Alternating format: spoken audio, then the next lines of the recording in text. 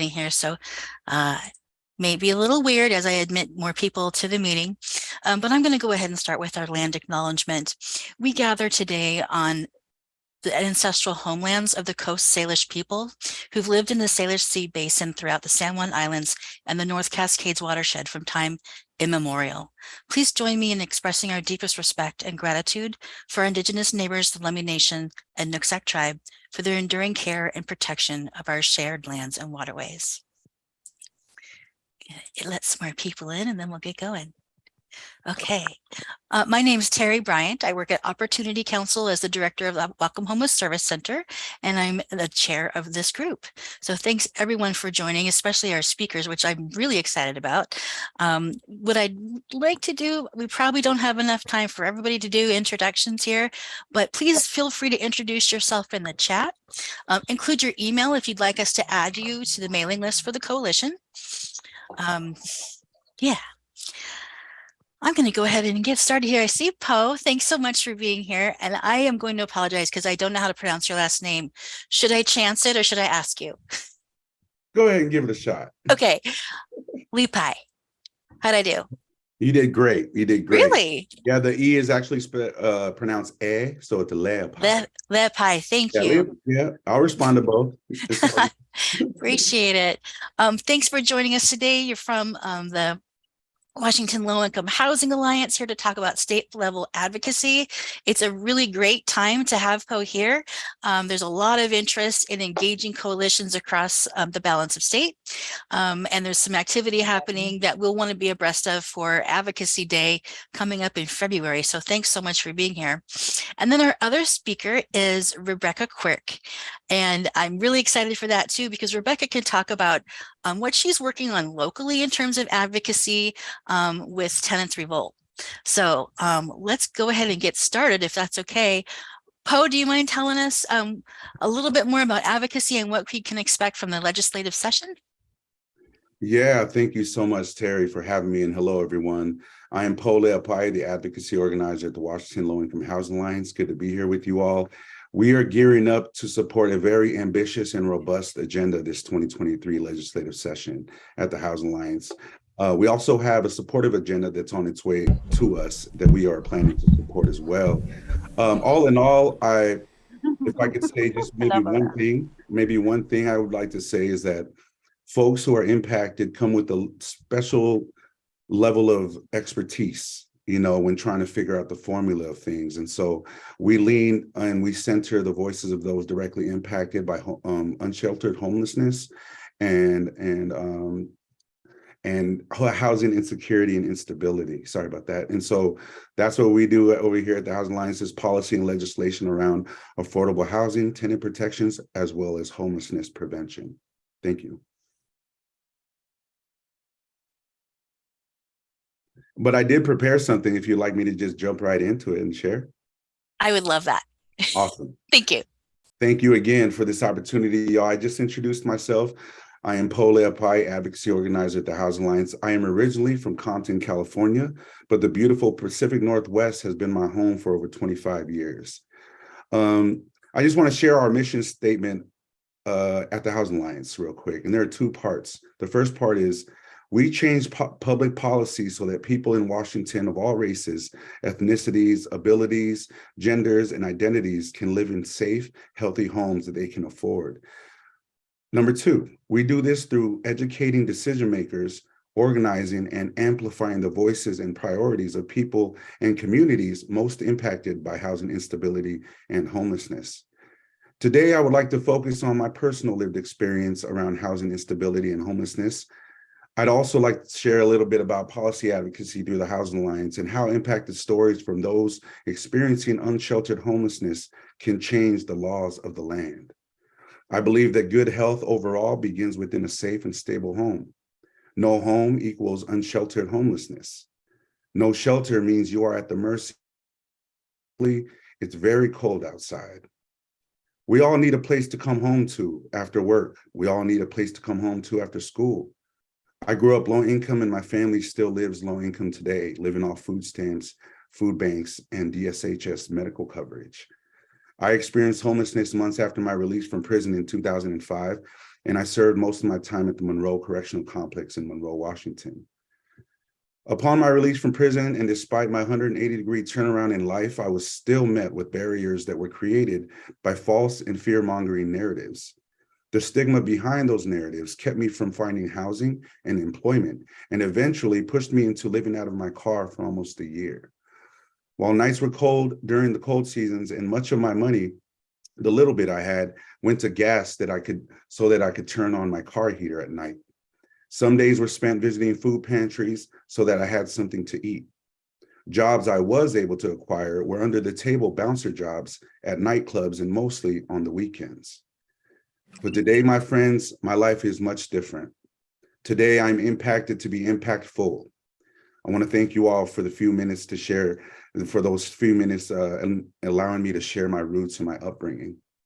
During my job search last summer, the summer of 2021, my goal was to join an organization that worked on state level policy that I could relate to, specifically housing policy and housing justice work. I was especially looking for an organization that centered the expertise of those impacted directly by homelessness and housing instability. The Housing Alliance organizes and advocates for policy legislation that supports affordable, permanent, supportive housing, homelessness prevention, and tenant protections. We operate with a racial equity lens, which is key to fighting systemic oppression. At the Housing Alliance, I truly felt like I found my tribe. As a matter of fact, I celebrated my first year at the Housing Alliance on November 15th, just 2 weeks ago. Now, let's dive into some advocacy. In housing justice work, impacted communities come with lived experience, as I mentioned earlier. Those lived experiences should be centered when advocating for housing stability and for policies that aim to end and prevent homelessness. With 3 seats in each of our 49 legislative districts and here in Washington State, we have 147 different lawmakers to build and maintain relationships with. We know that lawmakers listen first and foremost to their local constituents, and we are constantly striving to mobilize in districts. Knowing which state lawmakers hold key decision-making positions in Olympia can easily make their district a key district of focus. Once identified, we then mobilize and organize heavily within those key districts. I had the honor of joining hundreds of testifiers at our 2022 legislative session earlier this year. I shared my lived experience of homelessness with lawmakers, and so did many others, hoping to influence policy around affordable housing, tenant protections, and homelessness prevention. I was tasked at the time with identifying impacted communities across the state and help bring their stories to the attention of lawmakers so that lawmakers can support the changes that are needed to keep everyone housed. Before the 2022 legislative session, the Housing Alliance spent a good deal of time the previous summer, last summer, 2021, identifying and reaching out to those with lived experience of homelessness and housing instability. That summer, the summer of 2021, surveys, one-on-one meetings, calls, focus groups, and listening sessions were some of the ways we engaged with impacted communities. And not just them, but direct service providers, healthcare professionals, and advocates from all across the state. Our outreach was accompanied by relationship building and healthy follow-throughs.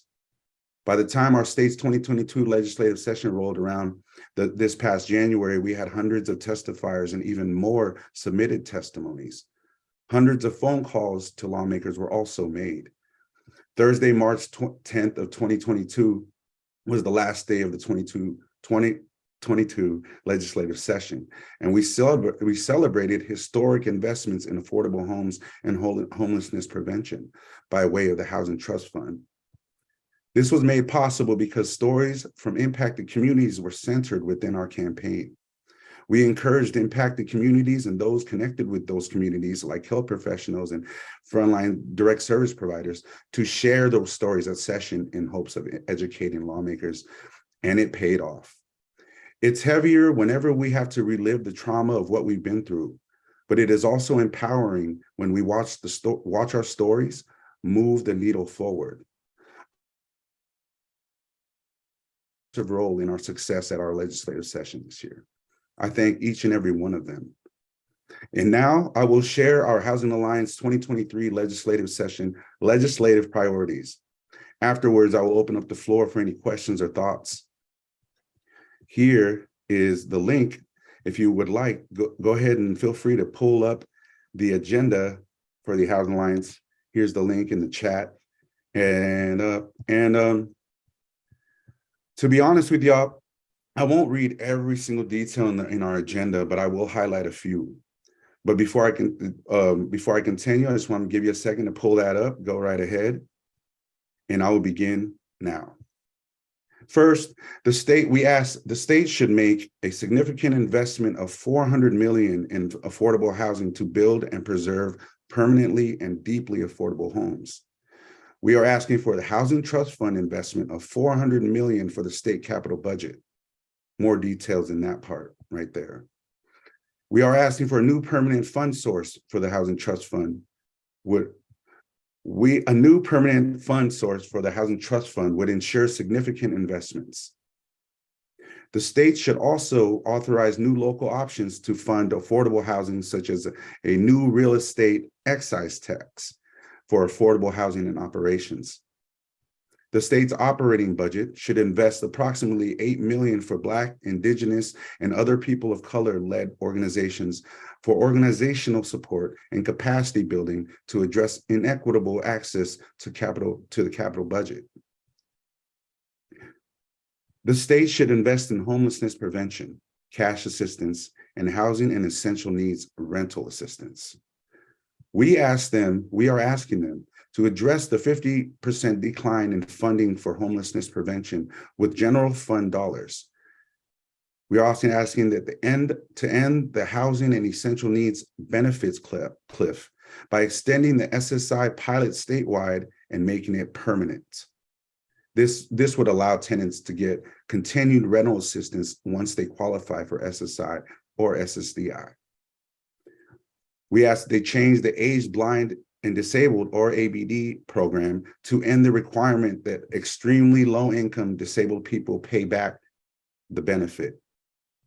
The requirement that extremely low-income disabled people pay back the benefit. We are also asking lawmakers this year to bring back the cash assistance program for temporarily disabled, extremely low-income people that was eliminated during the Great Recession budget cuts in 2011. The state should invest in eviction prevention. Continuing funding for pre-eviction civil legal aid, and add $400,000 to allow the eviction defense screening line to assist tenants who are not yet eligible for a right to counsel. We ask to increase funding for statewide right to counsel to properly operate the program, meet statutory requirements, and serve eligible tenants. We ask to increase funding for the Tenancy Preservation Program, or the TPP, and Landlord Mitigation Fund. The state should support and stabilize the nonprofit housing and homelessness workforce. We are asking them to make a 2022 one-time Department of Commerce grantee administrative increase permanent. More ideas are being discussed and explored, so stay tuned. The state should address rent increases. Some of the bills I want to introduce to y'all and share with you all. These bills that I'm going to share, we introduced last session, and we are going to support and push for them this session again. House Bill 1904 would require landlords to provide 6 months notice of significant rent increases, provide tenants with the right to quit their lease due to the rent increase, and cap late fees. We also asked to prevent rent gouging by capping rent increases, cap and regulate fees, and close the just cause loophole that allows landlords to use rent increases to deny tenants of their rights under the state Residential Landlord Tenant Act. We are trying to get House Bill 2023 passed as well, and this bill will create an enforcement mechanism for landlord obligations under the Residential Landlord Tenant Act. This would create a legal process for tenants to hold their landlord accountable and to shift state laws from self-help laws to rights that can be enforced by a court of law. Right now, tenants have no mechanism to hold their landlord accountable, even when tenants are illegally locked out, even when tenants face serious repair issues, even source of income discrimination protections, even when landlords harass tenants or illegally enter their apartments, etc. This would also put tenant protections under the enforcement of the state attorney general and the Consumer Protection Act. The CPA provides important protections and penalties when violated. Tenant protection, if I can be real with y'all, tenant protections are so important to me. Last week, I met with two families on the verge of experiencing homelessness because of their rent increase. And so a lot of these are like, for me, they all are so important to keeping folks housed and out of experiencing those unsheltered homelessness scenarios and situations. At the bottom, all bill numbers will be reassigned for the new biennium starting on January 9th of 2023. Thank you again for having me today. If we have time, I'd gladly like to take questions or thoughts or feedback. Yeah. We do have time, and if anyone's more comfortable asking their question in the chat, I'm happy to read that out loud. And I'll just kick it off with a question. And that is, we do solicit input for Advocacy Day when we plan to meet with our lawmakers. But how can we increase the testimony for people with lived experience, especially if they're not able to engage in that way on that date? Reach out to me. Reach out to me. Yes, I'll leave my, I'll put my email here in the chat. I can make that happen for you. And just send anyone from Whatcom County my way, and I will take care of you in that. Thanks, Poe. Yeah, absolutely. Absolutely. I feel like I thank you all again for the space and for all the work you're doing up there. I feel like we are all a spoke on the same wheel, trying to move that wheel forward. And so I appreciate this and being here today. Here's my email there. Please reach out, y'all, anytime. I never clock out, to be real with you. I know I'm supposed to set boundaries and stuff, but hit me up anytime. Seriously, thank you. If I may, I would like to invite y'all to save the date for some events coming up, and we would love to have you all there. Great. Cool. Thank you. Please save the date for HAD. HAD, HHAD, stands for Housing and Homelessness Advocacy Days. And that falls on February 6th through the 8th, 2023. So February 6th, 7th, and 8th of 2023. All folks impacted, all folks who are supporting them and are coming that week. The first day on the 6th is more of a gathering where we get excited, we come together, we update priorities, and we just and we're looking forward to, we share what we're looking forward to in the coming weeks, months. And then the 7th and 8th will be 2 days where constituents meet with their lawmakers. We're going to have breakout rooms for all districts, and then folks will be able to come in there and talk one-on-one with their lawmaker, or group to one with their lawmakers. So that date, once again, is February 6th through the 8th, 2023. And I would also like to let you all know that during session, the Housing Alliance will be launching or sending out what we are calling the Legislative Advocacy Hub. And once you get this is the place, the one-stop place where you can go get all the information throughout session, updates, action alerts, anything that we have, our network, our partners. We will also be promoting that on that same site. So be on the lookout for our Legislative Advocacy Hub. And I think that's it for me. I think that's all I have. But I am here for any questions or thoughts or feedback. Thank you all. Thank you so much, Poe. I have one, maybe a follow-up question, and then I'll be quiet and let other people ask. But when you said breakout sessions, is it going to be online virtually, or is it in person again? It will be online. Good question. Yeah. But to be transparent with you all, we have been talking about hybrid options more and more in the future. And so we we also see the benefit of folks being able to, tune in and join us from wherever they are. But I'm a people person. I love being in person. I love seeing faces and us, getting together in fellowship. So that's where I'm at. But I'm respecting the landscape and the climate that we live in. So I totally. But it will be online. There will be a link where everyone can join. It will be virtual. Great, thank you. And last year was pretty interesting, but I think a lot of folks found it more convenient to join online, and I wonder if we could get more people with lived experience to do so as well, because going to Olympia from Whatcom County is a Mhm. long, long day. Long drive. It's a long Yeah, day. Yeah. yeah. And Poe, I want to call out what Barbara said here. She thanks you for all the great work you do at the Low Income Housing Alliance and for joining us today. Really appreciate your time so much. Likewise. And I appreciate you all. Thank you, Barbara, for that. And thank you all for having me. Huge blessing to meet y'all. Thanks. That last part of what Poe shared with us is interesting. It's all about tenant advocacy and protections. And I think that just leads us right into Tenant Revolt with Rebecca Quirk. And thank you so much for being here. I'm really excited to hear about what your group is doing and planning. And yeah, looking forward to a discussion too. Thanks so much. Hi, everybody. Yeah, and thank you for inviting me to present. It's really nice to see so many faces of people who are invested in the rights of the houseless, the rights of all people. I didn't do a wonderful job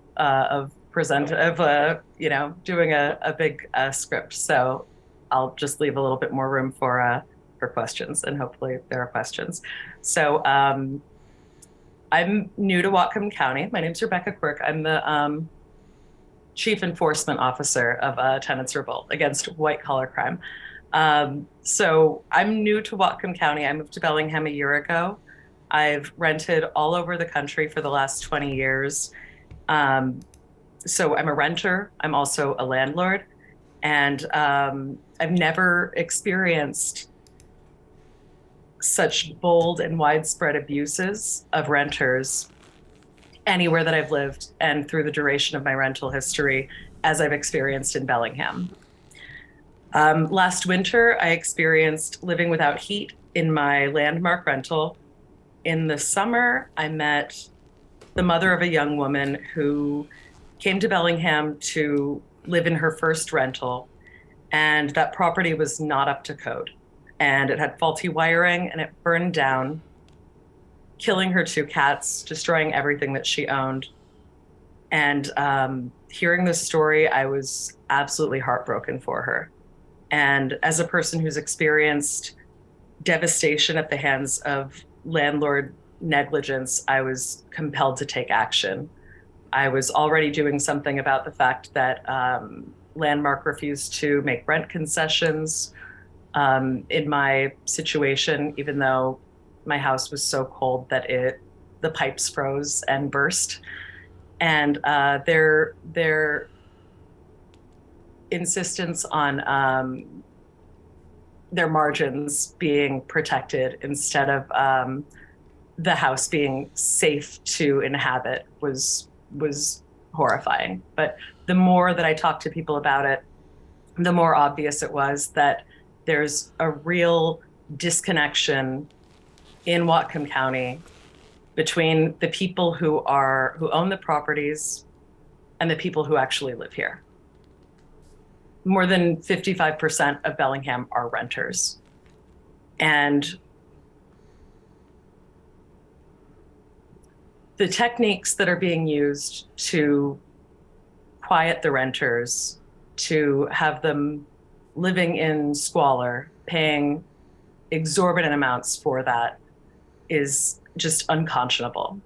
So I teamed up with an attorney, Daniel Hornell, and we are working together to hold accountable every single person that is weaponizing housing and treating it like an asset instead of a resource. People are dying, and it's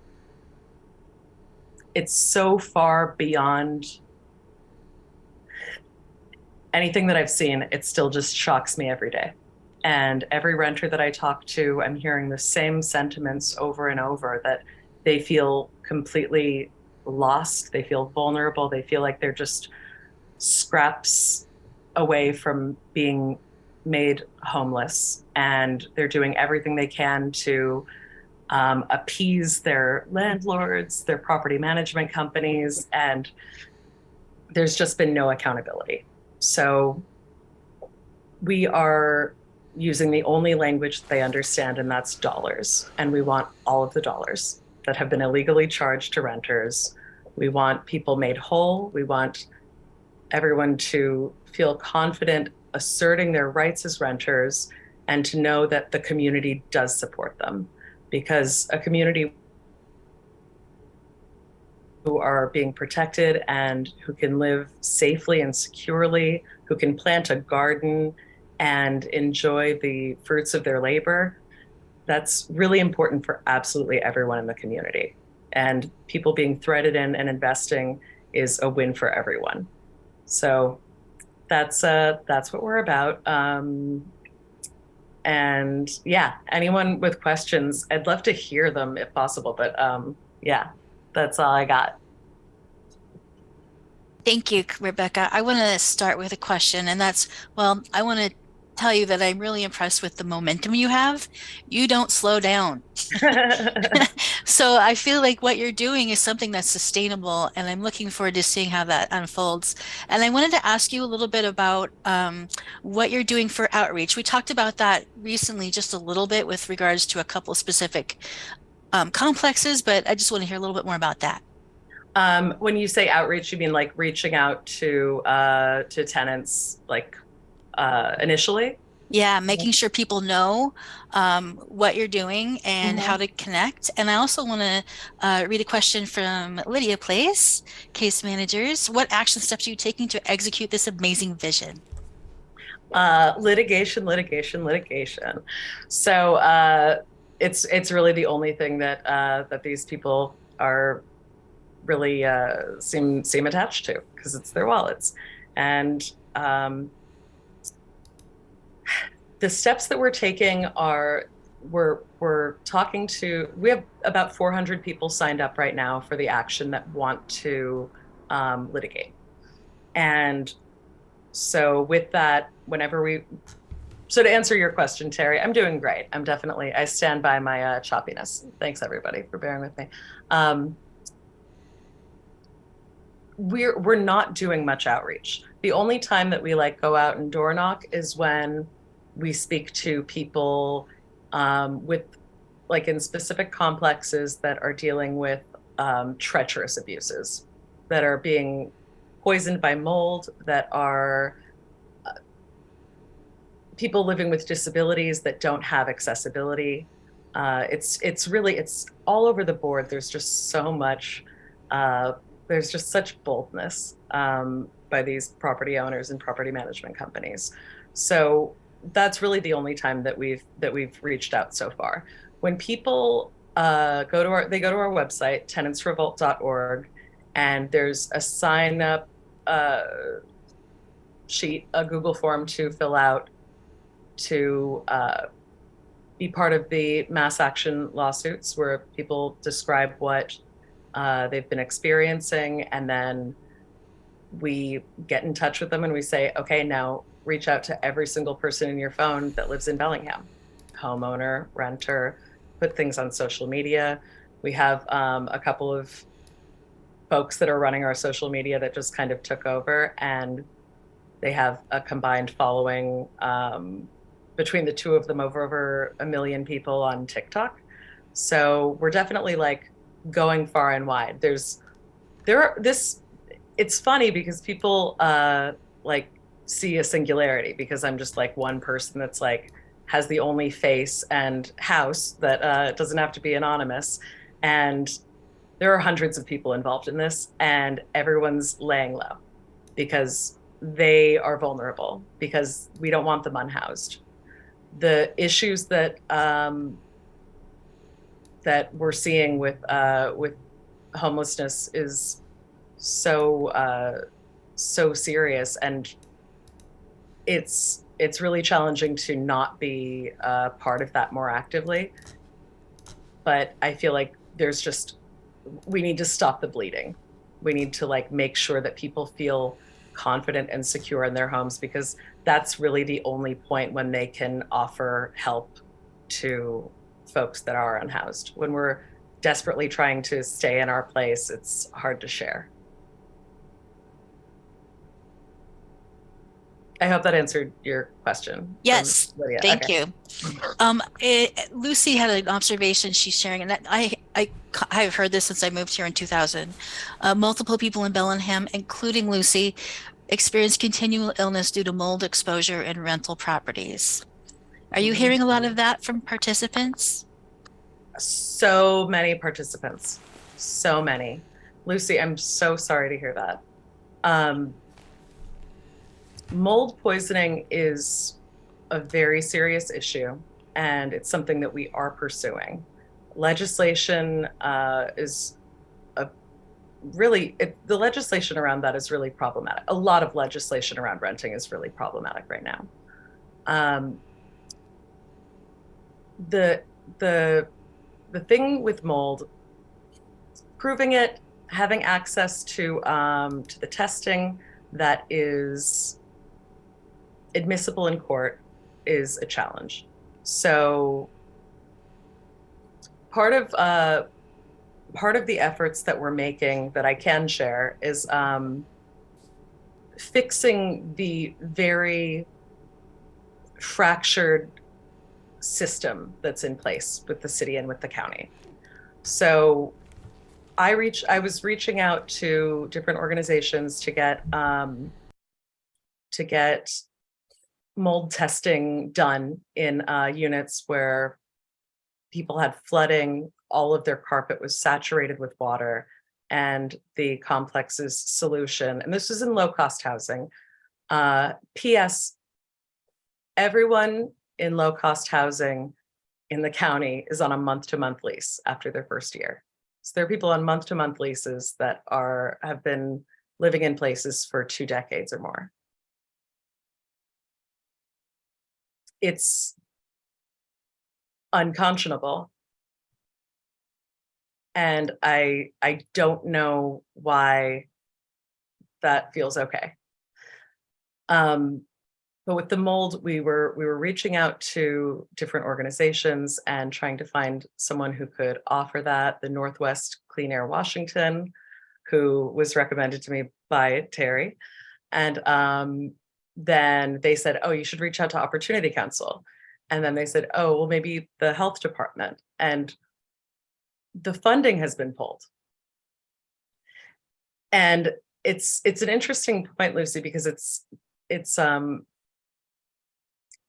I do think of housing security, safe, secure, up to code housing is the only way that we really live in a place. If we can't plant a garden, if we're only going to be in a place for a year, then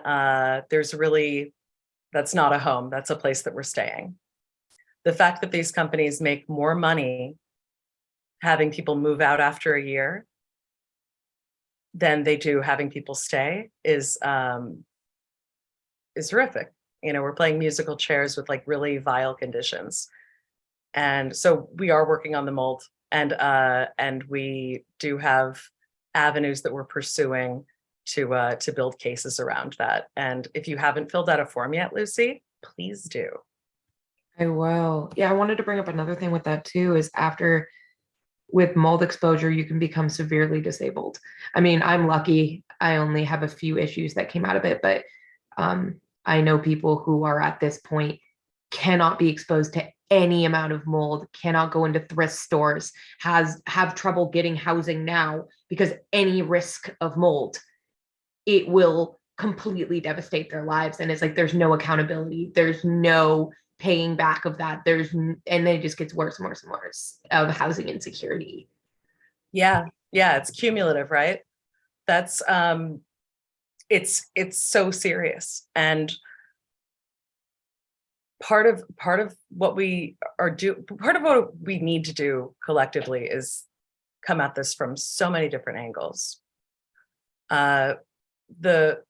The legislative session with the Resident Action Project and Washington Low Income Housing was wonderful, and being able to connect with people from all over the state who are doing similar work has been really great. I think that people have been asking politely for a long time for these folks who are in positions of power to please be considerate, to please behave ethically, and it hasn't happened. And for years, there's been a habitability standard that is not being adhered to. There's so much that's happening. I really want to connect with, Tenants Revolt. We want to connect with people who have worked for property management companies, who do work for property management companies, who worked for the city, who work for the city, to explain where they feel the disconnects are and how we can demand that they're remedied, because we're in a state of emergency and it's not getting better, and people are in really, really grave danger. And we need to find as many different angles as we can to move in from all sides to absolutely prevent this from going any further. Thanks, Rebecca. I had a really good thing to say and I forgot what it was. I remembered it. There's a couple comments that I'm going to read. I see Bart's question. I'm not going to skip that, Bart. But Heather shares that mold exposure and poisoning happens in our public work buildings. LNIs refuse to accept cases and executives have refused to do the restoration work. Mold is everywhere. And then Doug talks about mold is a challenge in the Pacific Northwest. It's very wet here, and that you can catch it early when you notice it, right? But I think what's, and he's right. He's absolutely right. But what's concerning about it's true. However, with the solution to mold is ceiling paint. Yes. And that's the thing. We're not talking about like a little bit of mold. We're talking about like I went to a neighbor's house during an inspection and they opened up a panel behind their stove and there was water staining coming out of the electric outlet. We're talking about like this little enclave was like so infested with mold that when I walked into their kitchen with a mask on, I had to step back. It is not a little bit of mold. The thing is, these places aren't being treated like housing that like should be safe because they're only for renters. And I'm gonna go out on a limb and say that the people who are renting out these places probably don't have mold infestation. So I think it's considerate and very neutral what you're saying, but also hilarious. It just reminded me of that show on Netflix. Have you guys seen it? It's called Maid, and it's about the experience of a single mom in Port Townsend losing her housing related to domestic violence. And there's a scene where she's placed in shelter and loses her shelter because of the mold. And the mold that we're talking about was like between the studs, all in the insulation type of mold. So just wanted to throw that out there. And I think, Doug, you look like you wanted to say something. I'm not going to take up too much time, but I just wanted to clarify that Homes Now, I'm chairman of Homes Now. We run 2 of the 3 tiny home villages in Bellingham, Unity Village in Fairhaven and Swift Haven up by Frank Jerry Fields and the skate park. We are 100% resident managed, resident run, and no paid staff. And that means that the people who are homeless, who need the place, who need the help, are the staff, and they run the place. And nobody's paid. I'm not paid. But what I wanted to make clear about is that when mold does pop up, which we've seen it pop up before, we literally have to just clean it. Like we don't treat them like renters. We don't say, hey, you know what? We don't care that you don't have mold. We're like, hey, we're seeing some mold. And we have to use bleach. We have to use 100% alcohol solution, and that mold is not acceptable. And we clean it as soon as we see it. And it's easy to pop up, especially if you've got multiple months of wet weather going on. But it's a collective effort to do that. But we will. It's not acceptable to say, "Hey, we see some mold," and then just leave it. Like Gotta that. go right. There you go. Yeah, that totally makes sense. And yeah, I was like poking a little bit because I've heard of you, and I'm like, I actually can't wait to go and see the tiny home village. Yeah, check out both. They're both different because it's run by the people who live there, and both villages are different. And, hey, that's, you know what that is? Autonomy and dignity. Yeah. And I think that that's a component that like is really missing from all of this. Like, renters should be treated with dignity because you can't afford your mortgage. so we're paying it for you. So treat us with a little dignity because we're subsidizing your living, and you're welcome. And if and it's just funny because the complaints that are coming through, like from the landlords and property management companies, are like, oh, that's like mold. And I'm like, oh my gosh, you should get a job if you're having a hard time taking care of a house, because there are jobs that you can get. And like if it's too much for you to handle, give us your house. We'll take over. We'll take care of it. We'll clean it out. But when you put cover up concealer over a bullet wound, and then you're like, well, now the bleeding's your problem, which is what we've seen, because they give out mold disclosures and they weaponize them. They treat them like, okay, well, we've done our part, so now any mold is your responsibility. But it's just mold that's covered in ceiling paint.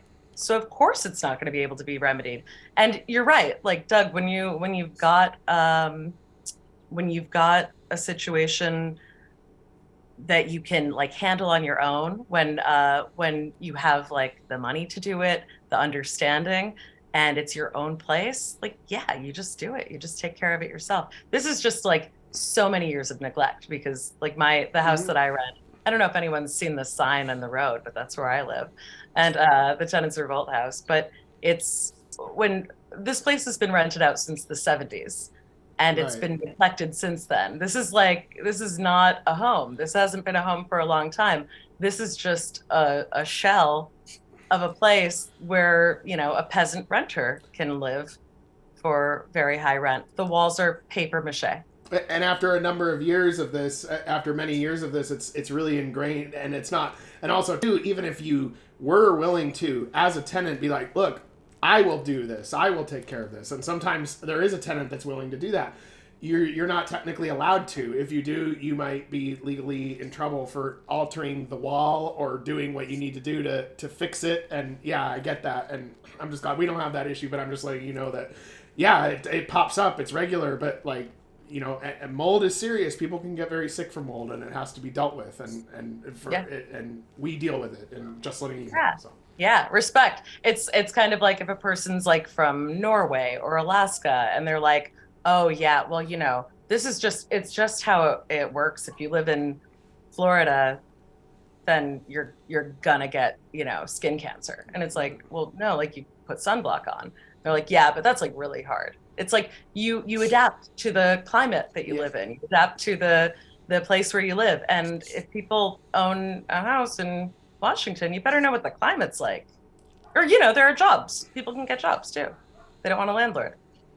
A couple of comments I want to share too. Chuck has experienced some mold exposure also, and recommends people use a dehumidifier, which is not as widely used as it should be, perhaps. But that will address it preventatively, as Chuck said. That doesn't help when you've already got this entrenched issue in your housing. So I really understand and respect the difference there. And Lucy shared Can I say something to that? Yeah. Because I'm feeling so snarky all the time. I'm a monster. Sorry, everybody, but thank you. So just like the mold disclosure pamphlets that are really great and were passed out, this is a situation, there's a lot of like crossover, I think, about housing and consent. So things like, hey, if there's mold poisoning, like, you can do these things. It is true, but it's also like, well, hey, what were you wearing? Like, were you sexually assaulted? What were you wearing? That kind of thing. The responsibility is on the people that own these places and who were paying premium rates to rent from. They are responsible for maintaining the house. They're responsible for for keeping it safe and habitable. There are habitability standards on purpose, and people worked for a really long time and did really incredible work to advocate for that.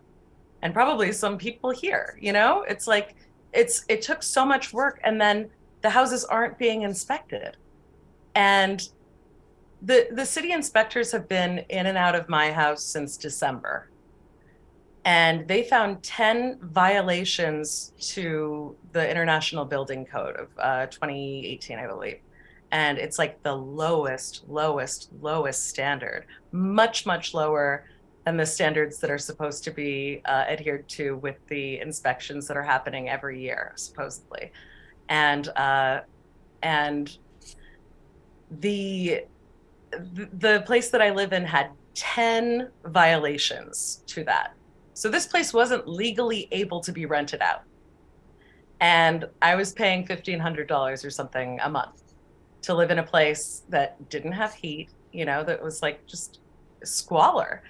And so they were supposed to be issuing fines of $1,000 per day per violation for these issues, and they were charged $0. And these things were only remedied. Like there's still actually a couple things that are outstanding, but like maybe 2 months ago. So the amount of like consideration that is being offered to people who are just treating us like filth, like we're garbage and like we don't deserve safe housing, is unreal. And so it's in the complaints that people are making about the crime surge in Bellingham. The crime that really needs to be fought in Bellingham is the white collar crime. And that is really what is harmful to people. That's really causing widespread harm.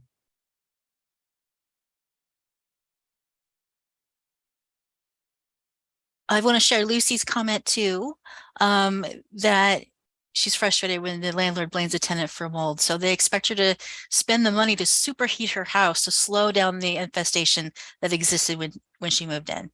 And that's wrong. And then I'm sorry, I don't know which person at Lydia Place, but one of the Lydia Place case managers is asking if the city or county to speak to habitability complaints should go to, and what the accountability for those complaints might be. I would love that. I can speak a little bit to, so my shop is kind of removed from the inspection side of the city. They are a small but mighty team. So I know that they have limited capacity. But sorry, the small and mighty team are the inspectors? I believe so. Yeah. Oh yeah, gotcha. Just wanted to understand. Thanks. And so I'm happy to direct any questions their way. I know, Rebecca, you mentioned wanting to connect with folks who work at the city to have those conversations, and happy to facilitate that. I'll put my email in the chat and feel free to reach out on that. Thank you. Yeah, I'm in touch with the city inspectors, and they definitely know who I am. So so it's more a matter of like having a candid conversation about how to move forward. Because in my opinion, the city should be holding these companies accountable. And I understand that there are constraints. There is no inspector in the city that that is just for rental properties. There isn't one. And that's shocking for a place with as many renters as we have. And there are also issues with like buildings that are being built, and like the Eleanor Apartments. I don't know if folks here are familiar, but Eleanor is a Mercy housing development that was built like 4 years ago, I believe, across from Grocery Outlet. And the summer before last, a woman died in her room from heat stroke. It was 115 degrees inside her room. Mercy housing, new construction, and she died from heat stroke. It's horrifying. Like, how on earth did that issue with air circulation go through and, you know, receive the permits? Where's the accountability there? The handicap doors that they have there close and lock on people. One woman lost half a foot last year. Another woman broke her toe, or, you know, had her toe smashed from the doors. This is like this is housing that is for vulnerable populations. These are just elderly folks who are low income who live in this place. And who is making the money? How does it benefit the community? Well, I mean, it doesn't. That was a joke, but it doesn't benefit the community. But who is it benefiting? And like we as a community can claw back this power and say, you know, this person in Canada owns 50 houses in Bellingham that should all be condemned. Why on earth are they allowed to have that much power over our community when they don't even live here?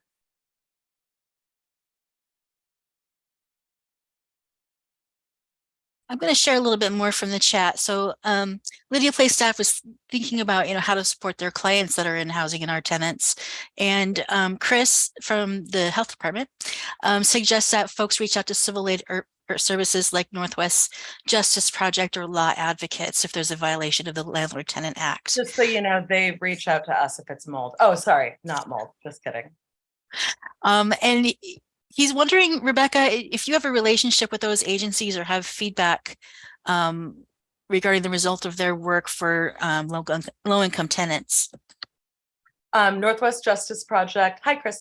Northwest Justice Project and law advocates are both lovely. Every individual group that I've reached out to within the city, the county, with these advocacy groups are wonderful. The issue is that there is very little understanding of what the others are doing. Even within the city, there is so little transparency, so little accountability. And I don't know if that's by design or if it's by, it strikes me as odd that, trying to find resources, because people reach out all the time and say like, I'm experiencing this or I'm experiencing this or I've been unhoused and like, what can I do? And it's wild because even with the resources of like having shelter and with me, like, being a reasonably intelligent person who has resources and is housed and has internet and computer and phone, I couldn't figure out where to send them. I was, like, oh, this shelter or this, and then it's like just full stop. It's like, it seems like there's a lot of threading that's missing that I think we could really, really improve, to have like a guide, to have something where people can know what's available to them and for what, and to know that it can be relied on. And, to do the same thing also for like renters' rights. I couldn't believe it took me so many months of searching before I found the warranty of habitability. And now we have a link to that on our website and a link to find out who owns the property that you rent through the county assessor's website, and also a link to request an inspection from the city. I want to go back to Bart's comment some minutes ago. He wanted to hear more about the litigation, who's doing it.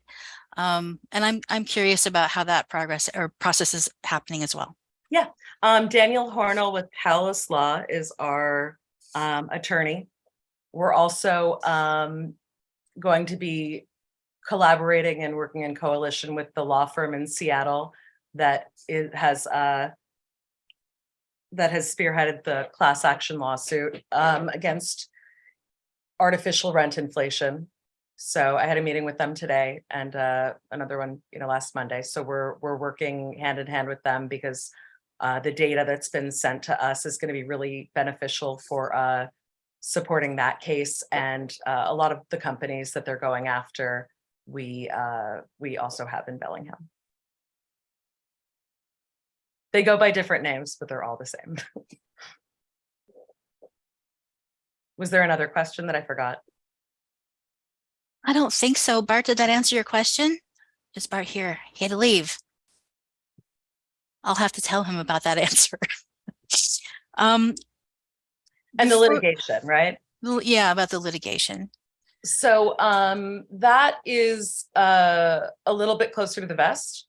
I can say broadly that we're preparing mass action suits for a series of property management companies.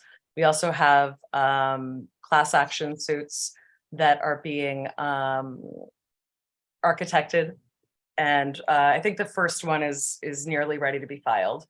But I think the attorney would slap my wrist if I like gave much information. Are you curious about like the structure of it? What can I try to help clarify with I that? guess like where are you at with it? Like, are you ready to file suit? Are you still kind of trying to solicit more people to be represented? We're always wanting more people. I don't want the litigations to ever stop until like things are actually rectified. So like Landmark is the first, I believe, the first mass action suit that's going to be filed. And that is going to be, yeah, I think probably in the next month or so. That's what I anticipate. But legal action always takes like longer than anyone wants it to.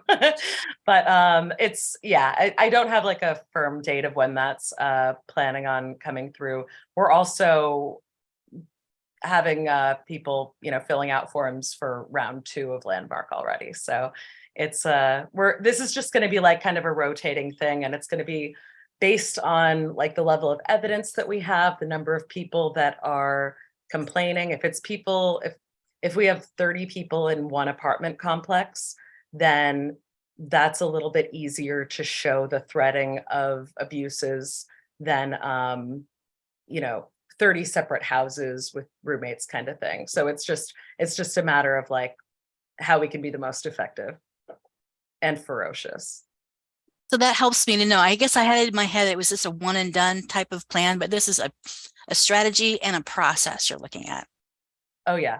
This is because the mass action suits are for each property management company, in some case homeowners, depending on the situations. Because there are some landlords who switch up the property management company every few months so that everyone can come forward with like their plausible deniability of, oh, well, we don't know what happened last month when there was another property management company. So it's just a lot of like passing the buck. So we're going after the landlords in those instances. Kelsey Steed, that's another person I hope that you would connect with. She's our landlord liaison at Opportunity Council, and her job really is to encourage landlords to work with our housing programs, but also to provide support for the community with some mediation and problem solving when there's issues with tenancy. And she says that she talks about mold with people a lot and says it's really hard to hold those owners and management companies accountable, which we know from you, Rebecca, and probably anyone who rents in Bellingham will know that. You need significant evidence and legal representation to sue for rent reduction. And that sounds like what you're doing, right? Yeah. And then Doug's got some question about the cases. Like if it wins, what'll happen? Do people get money? Will they have to fix the issues? Or is it more about damages paid to people who were impacted? All of the above. So yes, this is this litigation. The attorney is doing this on contingency, which is lovely. And so in my experience, yeah, it's people will be getting payouts for what they lost to be made whole, and in some cases like punitive damages. And so we're not looking at this as like, I got $100, so I won. It's more like 100 people got $100, and now that person doesn't have that money to buy more properties, and that's a win for everyone. So any amount is a win for every renter, and I can't wait for people to each get $100. But also, and just for a little bit of context, so I'm a burn victim, and a decade ago rented an apartment that was not up to code and had 2nd and 3rd degree burns on my face and chest and arms. So that's I really needed an advocate when that happened. I was a comedian in Chicago, and it really just like caused a lot of upheaval. So that is kind of it. after, so many years going through it, processing it, and going through the litigation, found one attorney after meeting with a dozen that would take my my case on contingency. And that was like going into the emergency room and the burn unit and having to like stay home for fear of like infection and having to get bangs for the first time when it's like didn't really suit my hairstyle at the time. It was devastating. So I knew that I needed an advocate and didn't have one. And so when I met the woman whose daughter had her place burned down, she'd been a foster child until she was like 9, and then she was adopted. And I'm also an auntie to foster kids, so I felt tender to that. And I'm like pushing 40, so if I'd been popular in high school, I could have a kid that age. And luckily I'm like a late bloomer, but there's definitely like a generational like sense of tenderness. So I just decided like I'm going to be the advocate they needed.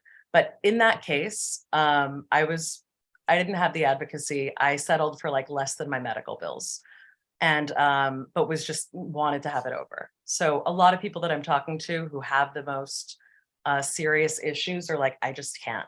The most vulnerable populations are not going to be part of the mass actions because they just are too traumatized from their rentals. And so it's really up to the people who have had like moderate damage, or are just especially angry, or just like love hanging out and talking about landlords. Like those are the people who are really going to make a huge impact. And so I think the sentiment that I'm getting from a lot of folks in this is like, yeah, that was what they're behaving unethically and they need to be held accountable. And they're not really concerned about the money that they're getting, but we want things to be righted. We want money that was illegally charged to be returned. Thanks, Rebecca. I really appreciate you sharing your personal experience, and also Poe as well, because that really roots us in where you're coming from. And when we think, sometimes I live in the world of homelessness, right? So I'm thinking about trauma people experience as a result of their homelessness. And I hadn't until just now thought about the trauma they can experience while housed. And that's a lot to deal with. And I think this is very much relevant to the coalition's work, honestly, because the folks in those month-to-month leases, the folks who can't live in their homes because they're unsafe, those are going to be our clients. We got to stop this babies being thrown in the water at some point, right? And it starts with stabilizing housing. Yeah. And I would love to have criminal charges brought to people who have houses that are like, that they know aren't safe.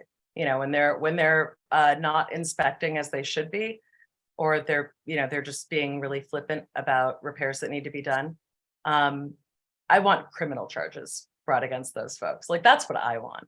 I want all of their money. I want all of their property, and I want them to be in jail because they can't be trusted to be around a community. You got some love from Poe in the chat here. He appreciates you. Thank you for your work. Thanks. Are there any other questions for either Poe or Rebecca? Because we might have a little bit of time to talk about outreach that Heather Kay is asking about in the chat.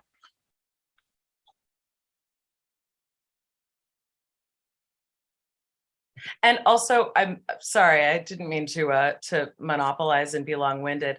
My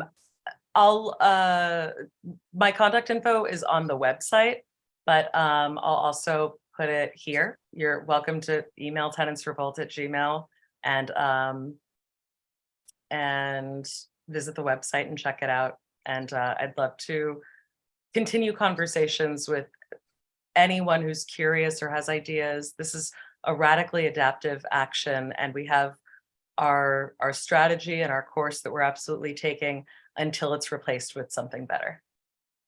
So I look forward to feedback, and yeah, thanks so much. It looks like Vaughn has a question. Hi, I was a question for both. What are your thoughts on rental caps and different kinds of rental caps, whether it's in an HOA or statewide? Or I think I remember the Housing Alliance talking about in January there being more of a push for conversations on rental caps, and legislation that's going to be introduced, or for discussion. Just what are your thoughts? What a spicy topic, Bon.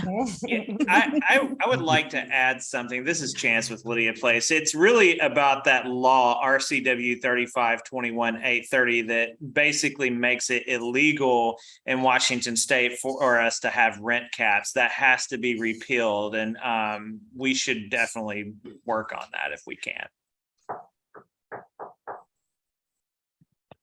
Yeah, if I can answer real quick and add my little 2 cents in, if that's okay. When I hear about the folks experiencing substandard living conditions and retaliation from landlords, it reminds me of one of our bills we're pushing for this year is House Bill 2023. It's all legal stuff, the representation and support by way of legal action. And then the other bill, House Bill 1904. By the way, we have 2 rent cap bills we're supporting this session, 2 rent cap bills. But House Bill 1904 is not rent control rent cap, but it is a 6 months notice to give folks enough time to. I feel like they should get more than 60 months, but we're supporting a bill that will allow folks 6 months to find housing, to establish a stable home, find a job, get their kids into the right schools, and so we're really trying to push for rent caps and accountability with landlords and property managers and things like that. Yeah. I'm going to defer to Poe on that one in a big way, because everything that was said, I was like, yep. Also, I keep stressing the point that when it's something that we're paying for that's too much money, that's one important component. The other thing is, like, are you paying $500 for a winter coat that's like warm and wonderful and you can stay in, or are you paying $500 for a garbage bag with duct tape? So it's really a matter of, like, is what we're paying, is it in line with like what we're getting? Also, is this a safe home? I want that to be part of the conversation with rent caps, because it's very relevant to what we're seeing. It's real. Let's say, may I? Yes. So let's say everything works beautifully and caps get passed. Would that mean at least another 2 years of waiting for that kind of, the rent cap thing to be repealed and then something new to be brought forth? At least 2 years? From what I see, no. But there always seems to be, and I've only been in the housing justice legislation work for the past year and a couple of weeks. Before that, I did police reform in 2021 and 2020. But they always seem to find loopholes, and the advantage with them is, personally for me, my standpoint is I'm not well versed with a lot of the things just yet of how they're finding loopholes on getting around some of the things that we're pushing for. I think implementation is going to be important. Enforcement is going to be important once things are passed. Very hopeful for them to pass. And it's going to take a lot of us getting at these lawmakers and educating them and really putting pressure on them this session to pass these R2 rent cap bills. And I'm not sure how familiar people are with the class action suits that have been filed in Seattle, but it's Hagen's Berman is the legal group that is taking that on, and I think that there's going to be a real shift. And with these suits being filed, and with us seeing the way that rents have been artificially inflated, I think we're going to see some movement and some faster movement around writing that, because it's really clear that that's been that they've gone to lengths that are illegal and unethical and all these things. And so I think that some of these people are going to rectify the situation before they're forced to, because they don't want the hammer to come down quite as hard. Right.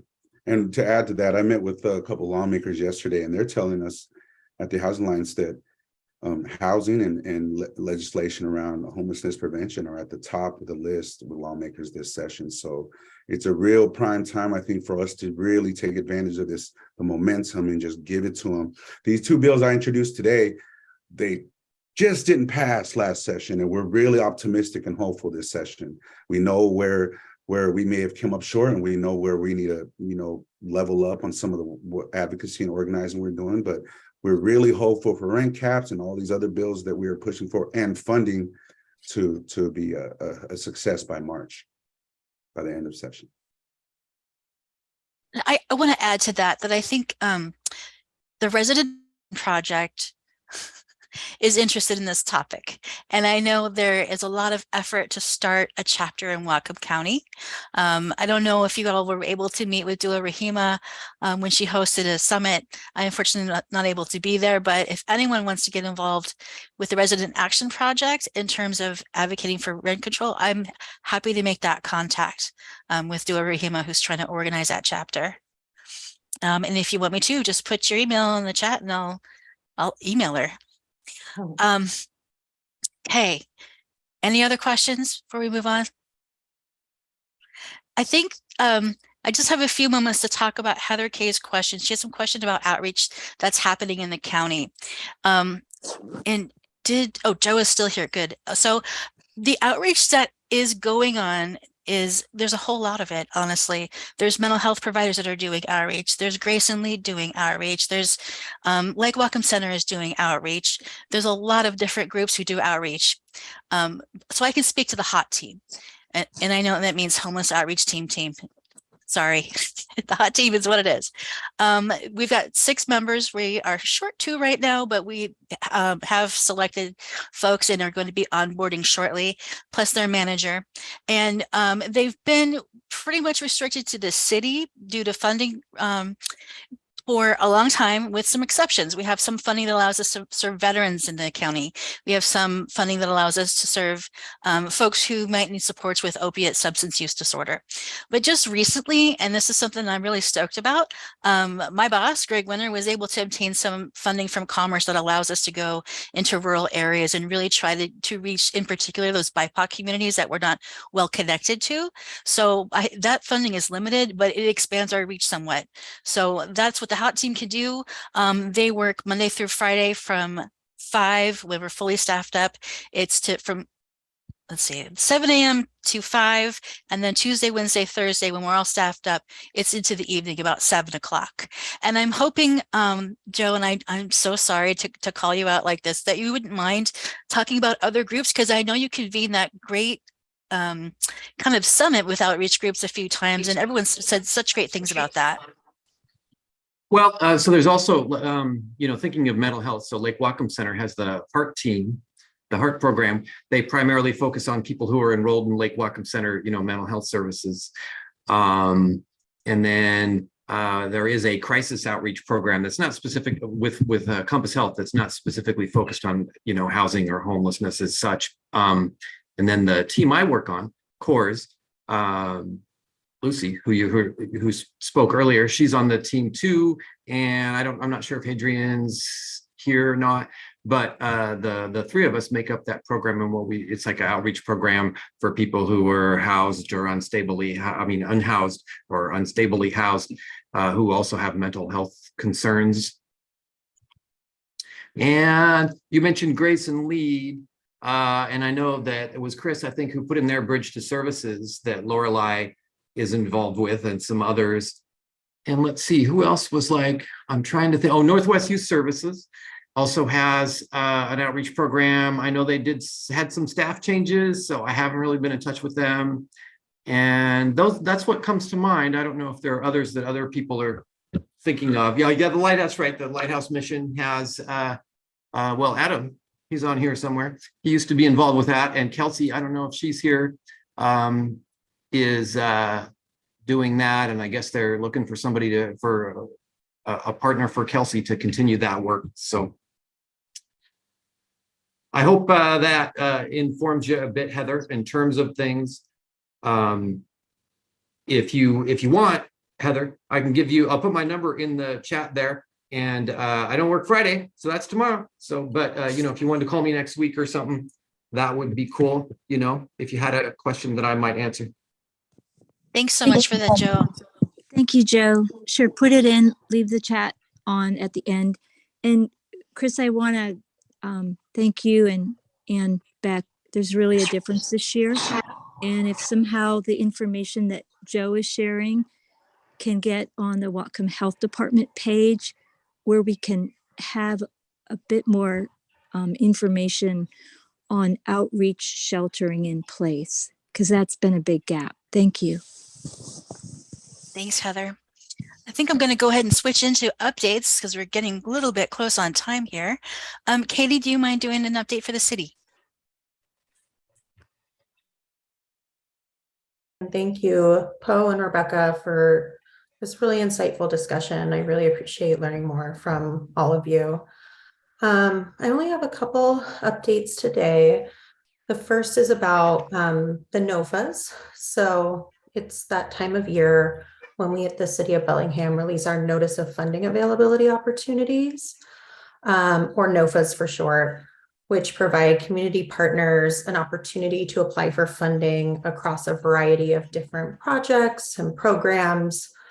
We're planning on publishing a number of different of those NOFAs to our COB site early next week. These NOFAs are intended to support specific capital projects and human services programs.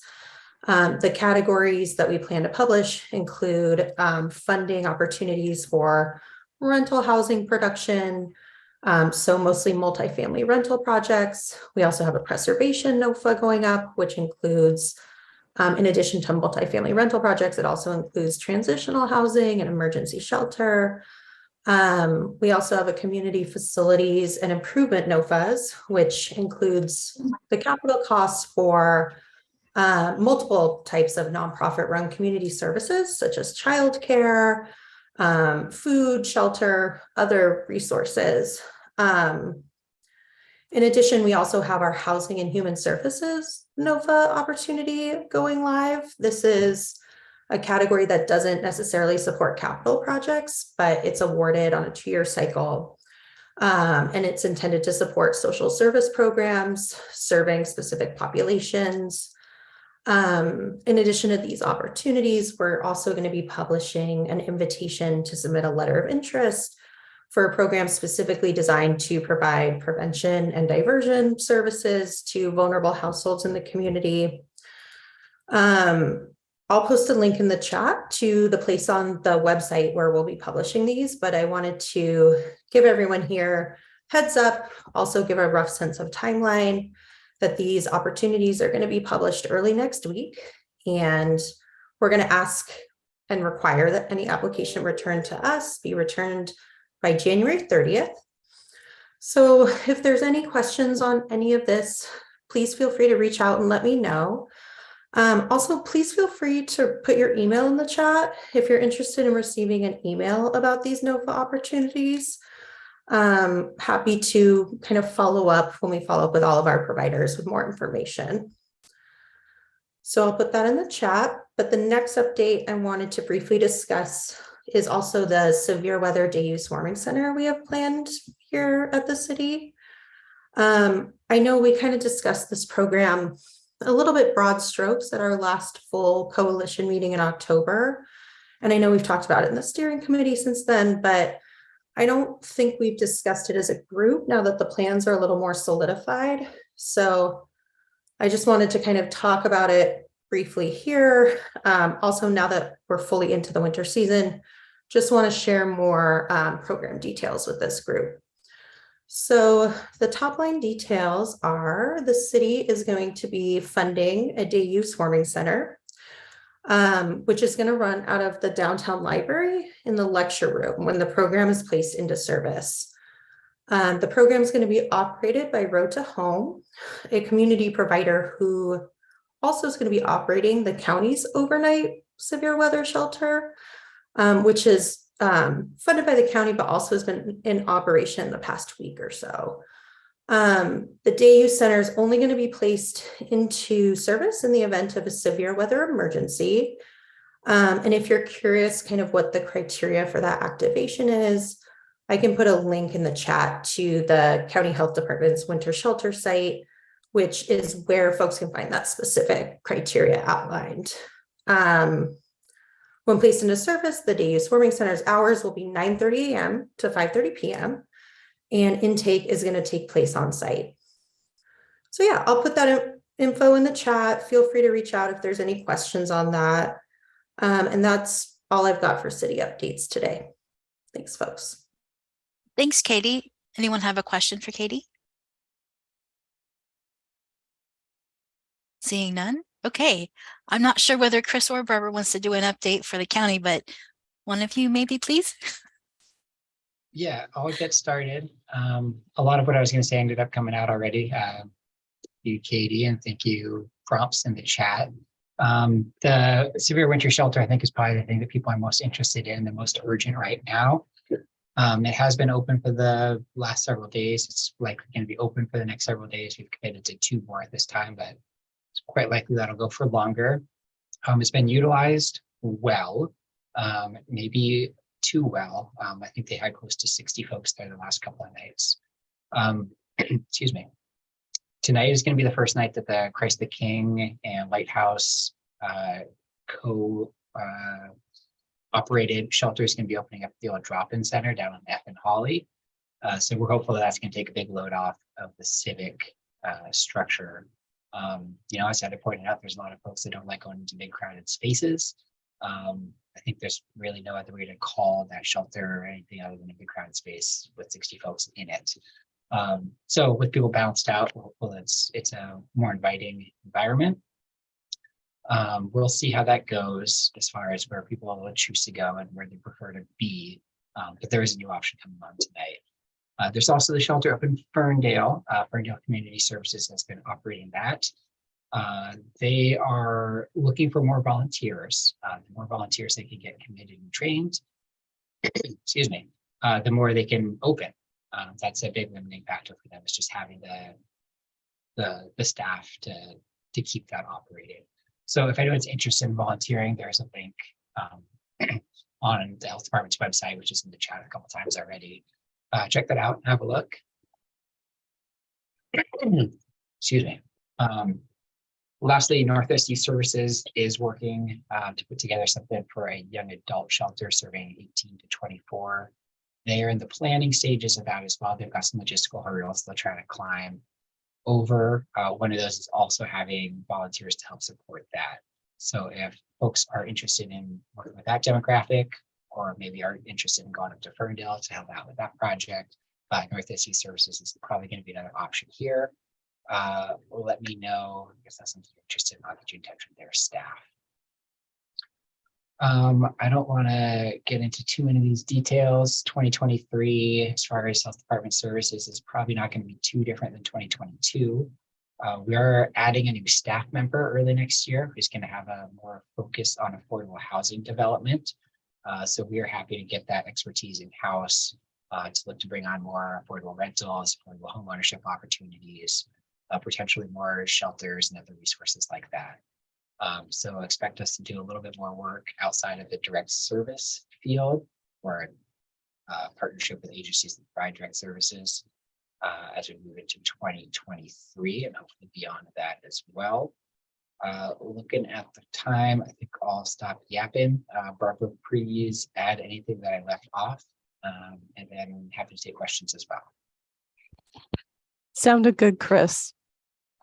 We'll save some time for questions. Thank you. Looks like Vaughn has a question. I had just a picture that popped up in my head. Like I've been thinking about harm reduction models, and Bellingham has a clinic, a methadone, and 2 other medication, like medically assisted treatment center on Northwest. And I was wondering if there have been any discussions on like a combination of an emergency shelter, something set up in partnership also with like medically assisted treatment. So like, what would it be like if the clinic also had a residential something or an emergency shelter option, where then during the severe weather, like people who really need the shelter can come in and also have that option of a safe place to get treatment, at least get that started if that's where they are in their journey.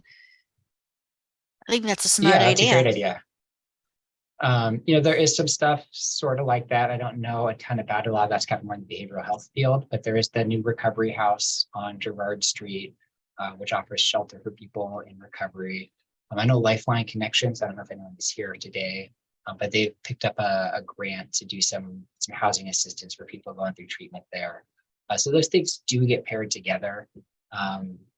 The first thing you learn about housing first principles is that it's really hard to get sober when you're not sheltered and have a place to live to do that in. So we do try as much as we can to kind of partner those two ideas, having a safe place to be and a safe place to enter into recovery. That's obviously an area where we need to grow more. We need resources, that more people have that opportunity. So that is something we're aware of and working on to the extent that we can. Thanks, Chris. Any other questions? Okay, I'm just going to run through the service center update super fast. We are meeting, I think, next week with our partners at the county to talk about conducting the point in time count for 2023. This usually happens around the end of January. And I want to kind of link that to an observation I shared with steering last month, and that's that we're seeing some pretty alarming trends in our housing pool data. We're seeing an increase of applicants, but we're seeing increases in special populations. So you might not have heard, we've spent a lot of time in the community talking about families with children who are experiencing homelessness. That has increased dramatically throughout the pandemic and does not appear to be slowing down. We're also seeing a decrease in people who are becoming homeless as a direct result of domestic violence. And this is going to be a topic for our next coalition meeting, by the way. When I reached out to the executive director of DVSAS, she confirmed our suspicions and said, yeah, during lockdown, there were so many people who could not escape their abuser, and it's just compounded their situation in a very concerning way. And then the last comment I want to make, and I know it's doom and gloom, but it's the truth, y'all. Older people are becoming homeless at a really alarming rate. Just in the last year, we've seen it quadruple. So just to give you an idea of perspective of how many households compared to all applicants at that time, I think at the time I measured this, there was 659 households in the housing pool. There are more now. About 200. No, I'm sorry. I believe it was about 100 were seniors and nearly 200 were families with children. So really concerning stuff. And I expect to see that reflected in the point in time count, most likely. We are hoping to start our walk-in hours in the service center this month. We're finalizing our process and procedure. I'll probably send an email out to the whole coalition when you know. So that's people who need help with their housing search, whether they're literally homeless or not. And also people who have questions about their application in the coordinated entry system can actually reach staff and talk to them about those concerns and questions. And that's been a gap we've had in our department for some time. So I'm really excited to increase that accessibility. We're recruiting for a couple positions. One is our program support specialist, and this job, it's not yet posted. So if you're interested, keep your eyes peeled, but this job works in the coordinated entry system specifically, does some admin stuff, but a lot of client interaction, and most likely will be one of the folks who respond to people who visit at walk-in hours. And then the other position we're going to be recruiting for is a healthcare navigator, and this is really specific to veterans only. So this position will work closely with our SSVF Program Opportunity Council, assisting those veterans in navigating their healthcare. Do they have insurance? Do they have transportation? Do they need an advocate in an appointment? This position can do that kind of work. And lastly, but probably the most important thing I want to share is that the Homeless Persons Memorial Day is this month on the winter solstice. We've had it virtually during COVID. It was fine, but it really was not an adequate replacement for being in person. So I'm really happy to say that this year we're meeting on the City Hall steps as we have in previous years.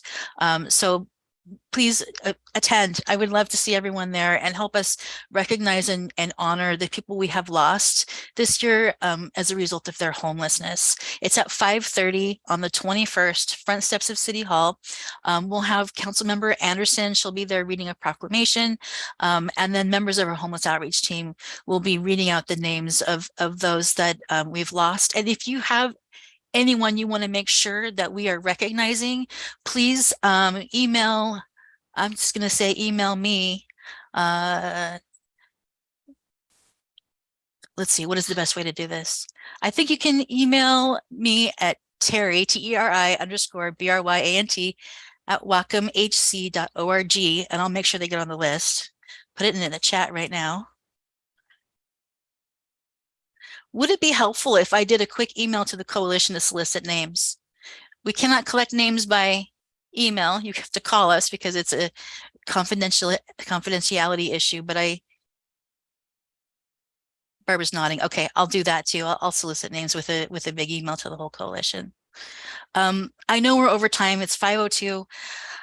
Does anyone have anything before we end? Any public comments or?